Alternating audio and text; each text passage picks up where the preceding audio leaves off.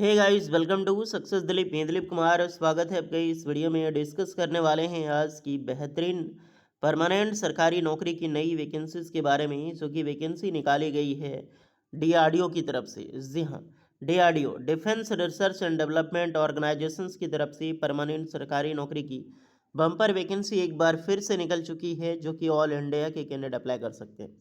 DRDO का एक department है आरएसी, आपको पता है डीआरडीओ का एक बेहतरीन ऑर्गेनाइजेशन है आरएसी।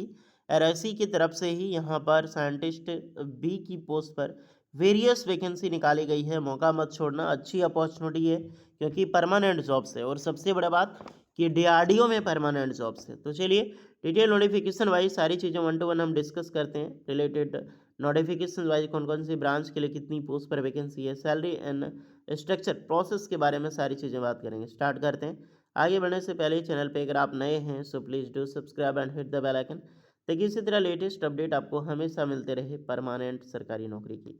चलिए आगे बढ़ते हैं। सो एवरीवन, ये है आपका official notification defence research and development organisation DRDO का आरएसी डिपार्टमेंट, यानी कि रिक्रूटमेंट एंड असेसमेंट सेंटर, क्योंकि वैकेंसी इसी से निकलता है, आरएसी से ही। वैकेंसी है direct recruitment of scientist in DRDO. जो वैकेंसी है वो आपका परमानेंट जॉब से, जिसका लास्ट डेट है क्लोजिंग का 19 जून 2026। तो इससे पहले ही आपको फॉर्म को अप्लाई करना है, यानी कि लास्ट जून जो डेडलाइन दे दी गई है 19 जून 2026, इससे पहले आपका एप्लीकेशन फॉर्म कंप्लीट होनी चाहिए। सैलरी की डिस्कस करें तो साइंटिस्ट ई की हम बात करें, ओके, 1,23,000 का पे लेवल 13 होता है। सोचो, इतना अच्छा खासा पे लेवल। अब जब आईएएस की नौकरी लोगे ना, तो भी आपकी पे लेवल 13 नहीं होती है, पे लेवल 10, और पीसीएस में पे लेवल 9 होता है। यहीं पर आप समझ सकते हैं लेवल कितना है, पे लेवल 13। ओके, 1,23,000 तक की सैलरी से स्टार्टिंग है। बट एक्सपीरियंस भी है, क्योंकि डायरेक्टली आप साइंटिस्ट बन रहे हो, इतना एक्सपीरियंस लेके आप आईएएस में जाओगे तो बहुत सैलरी मिलती है। इलेक्ट्रॉनिक एंड कम्युनिकेशंस इंजीनियरिंग, ये हाईली एक्सपीरियंस है। अगर आप स्टूडेंट एलिजिबल हैं तो एक बार ज़रूर देख लें, हालांकि इतनी ज़्यादा एक्सपीरियंस पहले दिया गया है तो इसको ध्यान में रखें।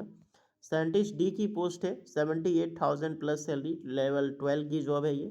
यहाँ पर वैकेंसी है सीएस के लिए, कंप्यूटर साइंस एंड इंजीनियरिंग के लिए वैकेंसी निकाली गई। यहाँ पर 7 ईयर ऑफ एक्सपीरियंस है। सब में ऐसा नहीं है, ऐसी बात मत करना। ओके, यहाँ पर ऊपर दी गई है तो ध्यान रखें। दूसरी पोस्ट है एरोनॉटिकल एंड या फिर एरोस्पेस इंजीनियरिंग के लिए है। मैकेनिकल इंजीनियरिंग के लिए है। मैकेनिकल इंजीनियरिंग सेम वही एक्सपीरियंस आपका रिक्वायर्ड होगा। फिर आपका वैकेंसी, कुछ वैकेंसी फिजिक्स, और यहाँ पर वैकेंसी है जो कि फिजिक्स की वैकेंसीज होगी, जिसमें इलेक्ट्रॉनिक्स एंड इंजीनियरिंग फिजिक्स के लिए। तो बैचलर डिग्री कैंडिडेट, सारे कैंडिडेट अप्लाई कर सकते हैं। सेम एक्सपीरियंस यहाँ का भी डिमांड है। बोलोगे सर सब में तो 7 एक्सपीरियंस है, सब में नहीं है। ओके, बहुत सारी पोस्ट में जो कि नहीं है, लेस देन है, तो मैं देख चुका हूँ इसीलिए मैं बता रहा हूँ। फिर आपको यहाँ पर केमिकल इंजीनियरिंग, यहाँ पर भी 7 है। फिर आपका ये भी आपका है केमिकल इंजीनियरिंग के लिए पोस्ट की वैकेंसी। मैकेनिकल इंजीनियरिंग की वैकेंसी देखने को मिलेगी। नेक्स्ट आपको इलेक्ट्रॉनिक्स कम्युनिकेशन इंजीनियरिंग, बट यहाँ पर चेंज हो जाता है, साइंटिस्ट सी की पोस्ट है। अब जैसे जैसे नीचे आओगे वैसे वैसे एक्सपीरियंस कम होगा। साइंटिस्ट सी की पोस्ट है, बेसिक पे देखा जाए तो 67,700, लेवल 11 की जॉब है। यहाँ पर मिनिमम 3 ईयर एक्सपीरियंस रिक्वायर्ड है, मात्र 3 साल। इलेक्ट्रॉनिक कम्युनिकेशंस इंजीनियरिंग है। फिर आपका इलेक्ट्रॉनिक कम्युनिकेशंस इंजीनियरिंग, यहाँ पर भी सेम चीज़ होगी। इलेक्ट्रॉनिक कम्युनिकेशन इंजीनियरिंग के लिए दोबारा से वैकेंसी निकाली गई है। सीएल के लिए पोस्ट है computer science engineering, 3 year experience. Electronics and electronic communications के लिए इलेक्ट्रॉनिक्स इंजीनियरिंग में अप्लाई कर सकते हैं, मिनिमम 3 ईयर। फिर यहाँ पर कम्युनिकेशंस की पोस्ट यहाँ पर ज़्यादा देखने को मिलती है। Computer science minimum 3 year of experience. Electronics engineering वही है। फिर आपका यहाँ पर देख सकते हैं जो वैकेंसी है फिजिक्स, जो ओशनोग्राफी में पोस्ट है, यहाँ पर मिनिमम 3 ईयर्स की रिक्वायरमेंट रखी गई है। नेक्स्ट यहाँ पर मैथमेटिक्स या फिर computing materials science applied mathematics में आप देखें तो यहाँ पर भी फर्स्ट क्लास की बैचलर डिग्री आपने किया है तो बेशक आप इस फॉर्म को अप्लाई कर सकते हैं फर्स्ट डिवीजन के साथ। केमिकल इंजीनियरिंग की पोस्ट है, at least first division bachelor degree आपने किया है, प्लस मिनिमम 3 ईयर का एक्सपीरियंस केमिकल्स में, आप अप्लाई कर सकते हैं। देन फिर साइकोलॉजी, इलेक्ट्रिकल इंजीनियरिंग के लिए वैकेंसी निकाली गई है दोस्तों, मिनिमम 3 ईयर एक्सपीरियंस होनी चाहिए। फिर हमका है यहाँ पर देख सकते हैं फार्माकोलॉजी, इस तरह कुछ पोस्ट है।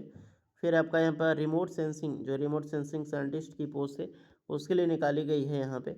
नेक्स्ट आपको दूसरी पोस्ट है साइंटिस्ट ई की, वही आपका 1,30,000 फिर से आ गया, यहाँ पर आ गया तो इसका एक्सपीरियंस बढ़ जाएगा। ओके, नेक्स्ट साइंटिस्ट डी की पोस्ट है, साइंटिस्ट डी में आपका एक्सपीरियंस यहाँ पर 7 ईयर आ जाता है।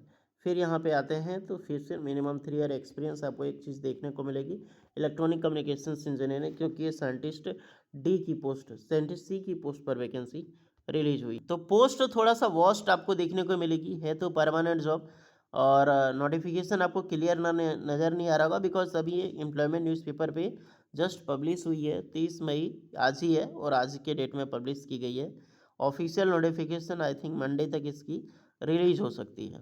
ओके, तो अब जो आप अपना ऑनलाइन फॉर्म है आप मंडे से स्टार्ट कर सकते हो फिलअप करना, और ऑनलाइन फॉर्म ही अप्लाई करना है क्योंकि लास्ट डेट आपका 19 जून है, तो अप्रॉक्सीमेटली जल्दी फॉर्म आपकी स्टार्टिंग होगी।